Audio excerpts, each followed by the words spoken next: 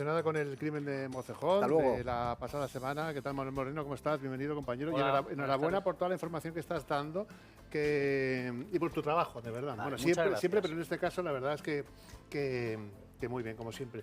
Bueno, y queremos tratar hoy este asunto por las características, ¿no?, del presunto asesino, por esa discapacidad y por todo lo que está dando de sí, también desde un punto de vista judicial. María Ángel Sten, abogada, ¿qué tal? Bienvenida. Hola, buenos días. Un placer tenerte con nosotros. Y también desde el punto de vista psicológico recibimos y damos la bienvenida por primera vez a Miguel Calero, psiquiatra infanto-juvenil.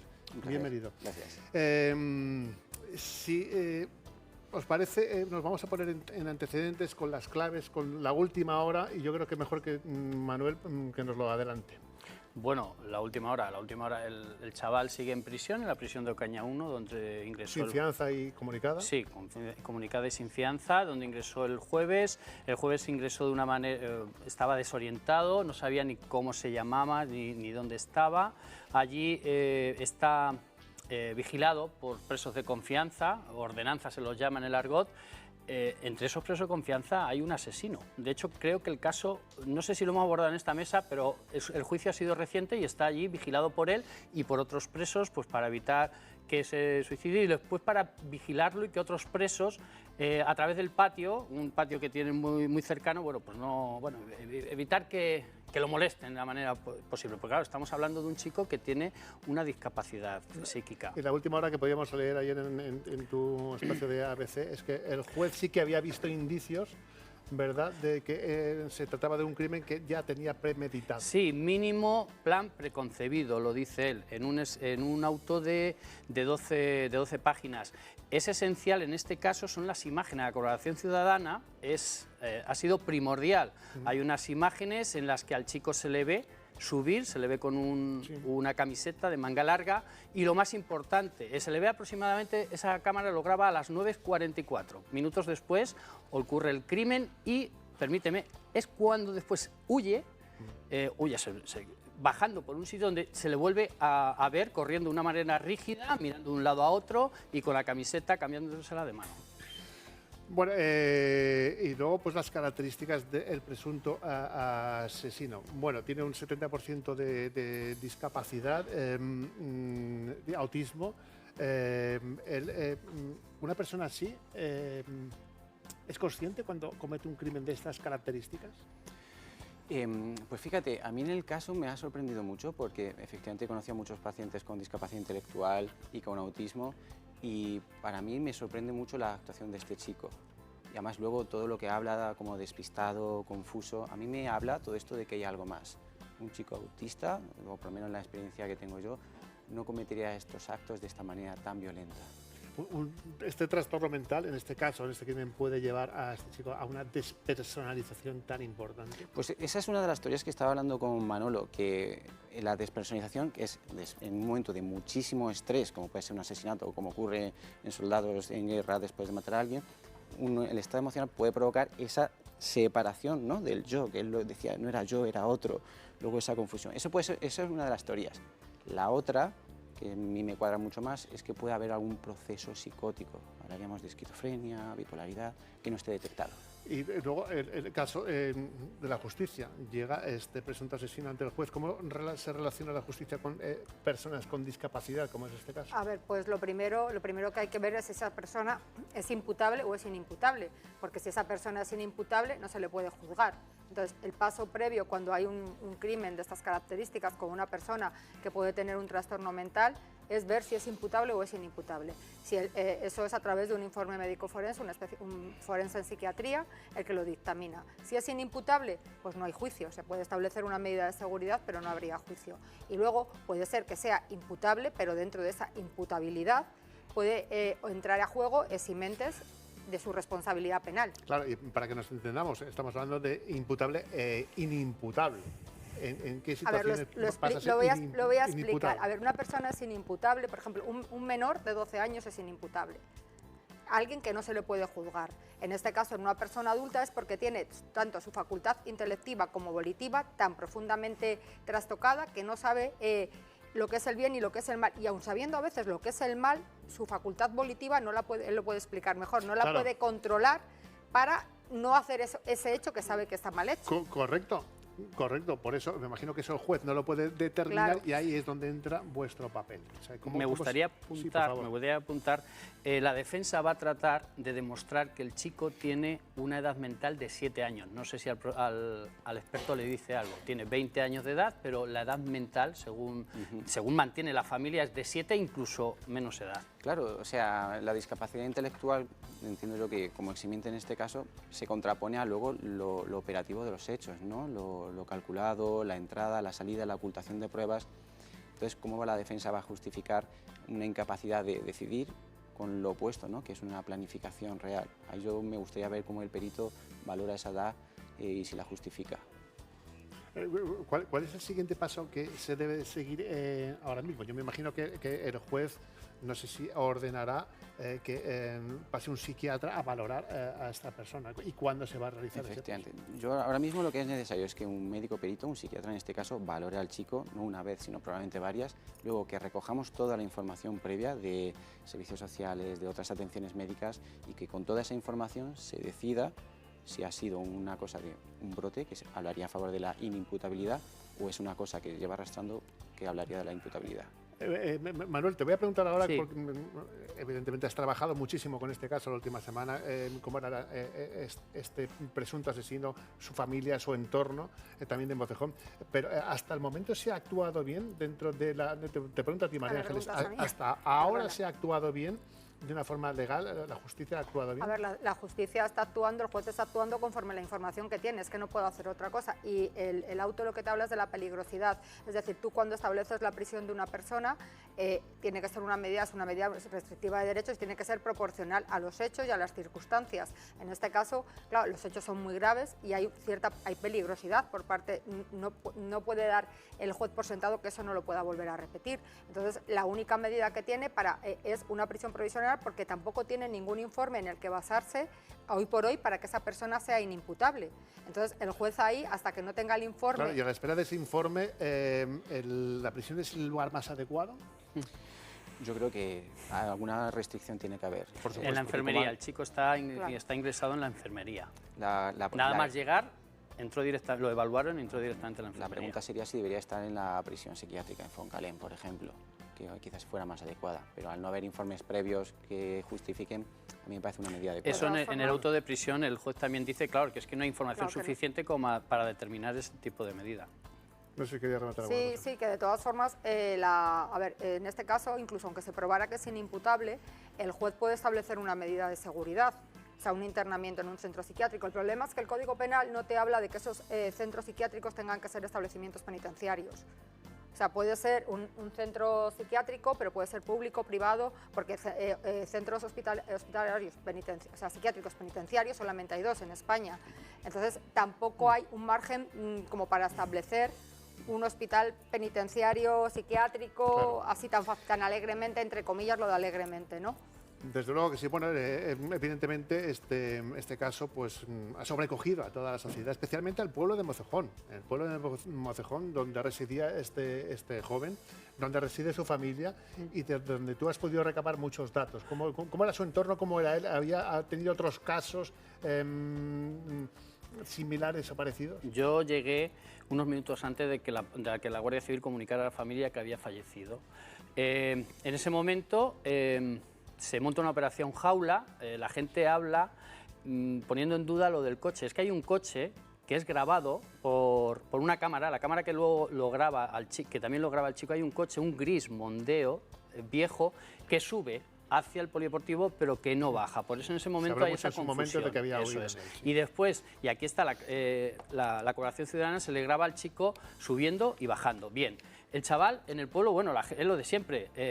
Capitán posterior se llama, todo el mundo sabía que ese chaval lo iba a cometer. Pues no, todo el mundo no. Tenía un comportamiento, bueno, pues un comportamiento debido a su estado mental, bueno, pues un comportamiento pues, habitual. Pues en ese punto, ¿es habitual un comportamiento de estas características? Totalmente. El autismo muchas veces son chicos con dificultades sociales, con lo cual es habitual que no saliera con otros chicos, que caminara solo, que hiciera un poco de deporte. Lo que me sorprende es que las semanas o los días previos no hubiera ningún tipo de problema, de conflicto, no sé, en un bar o No, en algún pues- momento. O lo desconocemos, quizás. No, en la policía local, yo hablé también con la policía local, uno de los agentes, los 9 meses que lleva allí trabajando, en ningún momento supo de ese chico. Ese chaval, supuestamente, vamos, no creo ningún altercado, porque si no, hombre, lo mínimo en la policía local que se entera, aunque sea de oídas. No habían oído hablar de ese chaval. Bueno, en cualquier caso, ahora mismo está en esa prisión preventiva y judicialmente, claro, ahora estamos a falta de un informe y me imagino que a raíz de ese informe y a la espera del juicio habrá varias formas. O según el informe igual no hay juicio. A ver, en estos asuntos, primero, según el informe, puede no haber juicio, porque si es inimputable, indiscutiblemente no hay juicio. No se puede juzgar a alguien inimputable, es como si estuviéramos juzgando a un niño de 7 años, no puede haber juicio. Luego, incluso si ya se decide que puede ser imputable, puede ser que luego opere la eximente completa también de trastorno mental, con lo cual no se le impondría una pena de prisión, porque sería... A ver, es que el abanico jurídicamente entre inimputable, eximente completa, eximente incompleta, abarca todos los puntos que puede haber un retraso mental. Y complejo, además. Claro, entonces es muy complejo y ahí es lo que depende mucho del informe psiquiátrico. Entonces, una vez que ya se ve que es imputable esa persona, se celebraría el juicio, pero aún así cabe la posibilidad de que se establezca la eximente completa de enajenación mental o de trastorno mental, con lo cual ahí no se le impondría una pena de prisión nunca. Se le aplicaría esa eximente, que se impondría una medida de seguridad, pero esa medida de seguridad tampoco puede superar nunca el tiempo de la prisión. Pero que es que además esa medida de seguridad es revisable. O sea, no es como una prisión, sino que si ese chaval mejora, se revisa. Por hablar de un caso más o menos similar, ¿se puede asociar a Noelia de Mingo? Mira, yo lo estaba hablando además con Manolo, estuve ayer mirándolo. Noelia de Mingo era, entre comillas, no digo parecido porque yo de trastornos mentales no entiendo, ¿no? Pero esta chica, yo estuve leyendo ayer la sentencia y la sentencia sí que recoge que ella premedita al coger el cuchillo, meterse un cuchillo de unas dimensiones en el bolsillo de la bata, que no se lo iban a ver sus compañeros, un cuchillo que además en su casa no iban a ver que faltaba. Estamos hablando de la mujer que asesinó a la Fundación Jiménez Díaz hace unos años, unos compañeros. Sí, y entonces, aún así, con ese plan premeditado, claro, ella intelectualmente era una chica, era médico, o sea, no era una persona que intelectualmente tuviera ningún retraso, pero ahí su facultad volitiva estaba completamente anulada, porque ella se pensaba que todos los compañeros, toda la gente del hospital la quería atacar. Explica lo que es capacidad volitiva. La capacidad volitiva es la capacidad de querer hacer algo. O sea, tú a lo mejor quieres coger la botella, pero no puedes cogerla. Pues esto es igual. Tú no quieres cometer o sea, tú sabes que cometer un asesinato está mal hecho, pero en caso de esquizofrenia, pues tienen la doble voz o la personalidad que les dice lo tienes que hacer. ¿Esto puede ser algo a lo que le ha sucedido a Juan? En este caso, a mí es una de las teorías que más me resuenan, ¿no? Un chico que, a pesar de su discapacidad, funcionaba normal y de repente un día tiene este brote, empieza a sospechar de todo el mundo, empieza a pasar miedo y un día, bajo la sensación de que va a ser atacado o dañado, decide, bueno, pues defenderse. Sí, lo que pasa es que en este caso yo no sé hasta qué punto puedo pensar, por ejemplo, yo, que él piensa que va a ser atacado o dañado cuando él, no sé si premeditada o no, se ha puesto una capucha, se ha dirigido hacia unos niños y a uno de ellos le ha asesinado de esta forma. O sea, no, por supuesto que no lo podemos saber a ciencia cierta, pero me cuadra totalmente que el chico tuviera esa sensación de estar perseguido. En un momento dado puede incluso pensar que esos chicos que estaban ahí jugando a fútbol en realidad eran un escuadrón que vigilaba su casa y que le iban a atacar en cualquier momento. Y él dice, si los asusto, quizás me dejan de molestar. Iba a preguntar que si me permites, lo que se pone en el auto sobre algo relacionado con eso es que a él él responde que sí, que estuvo por los caminos del campo de fútbol, que luego se fue a casa de su abuela y que se cambió de ropa. Y también le cuestioné si se había enterado de lo que le pasó a Mateo, y a lo que él contestó que sí, que fue él, que fue una copia de él y que el cuchillo lo tiró al río. Lo de la copia, ¿no?, suena a la rotura del yo, que es uno de los síntomas fundamentales en la esquizofrenia, que sería similar al caso que estábamos hablando de la Fundación Jiménez Díaz. Ahora seguimos profundizando un poco, ¿no?, en el análisis, sobre todo psicológico, que se tendría que hacer a este joven presunto asesino. Pero ¿cómo era su entorno, cómo era su relación familiar, Manuel? Allí lo que cuentan... Se habla que los padres estaban separados, que llevaban... Sí, están separados, el chaval iba junto con su hermano, iba cada cierto tiempo a casa de su padre, y el comportamiento que tenían con el resto de vecinos pues era, bueno, comportamiento huraño, no se relacionaban con la gente. A mí me contaban que cuando salían los chicos siempre salían con la cabeza agachada, sin hablar con gente, y algo que me llamó mucho la atención es que cuando se iban a subir al coche siempre daban, dicen los vecinos, 2 vueltas o 3 vueltas alrededor del coche antes de subir. El padre tampoco, o sea, es que ni los hijos ni el padre se sí asegura relacionan que se estaba tomando la medicación. No, bueno, a mí me confirman, y la fuente que me lo confirma la creo plenamente, el chico no estaba medicado. No tenía prescripción médica. ¿Tiene que estar medicado? Si es solamente autismo, no. Si hay algo más, que es lo que parece ser, sí debería estar medicado. Bueno, y en el caso que acabamos de plantear, ¿cómo se determina o cómo se entrevista o enjuicia a una persona de estas características? ¿Cómo se hace ese informe para el juez? Pues es necesario hacer una exploración psicopatológica detallada que a nivel forense tiene una serie de pasos muy concretos, una valoración durante uno o varios días y en búsqueda de esos detalles que los psiquiatras pues conocemos, van sumando una serie de puntos, lo sumamos a nuestra experiencia y con eso dictaminas un diagnóstico por encima de otro o al revés. Alfonso, me gustaría preguntar sobre este asunto, no sé si a él le dice algo, a mí me llama la atención que el día que él declara ante el juez, él necesita lo que se llama una facilitadora, un profesional para ser entendido y que Justo le iba a preguntar eso a Ángeles, sí, correcto, pues se ha actuado correctamente. A ver, claro, sí, el chico tiene su capacidad de comprensión, es como si le hace falta una persona que tenga lenguaje de signos o un intérprete.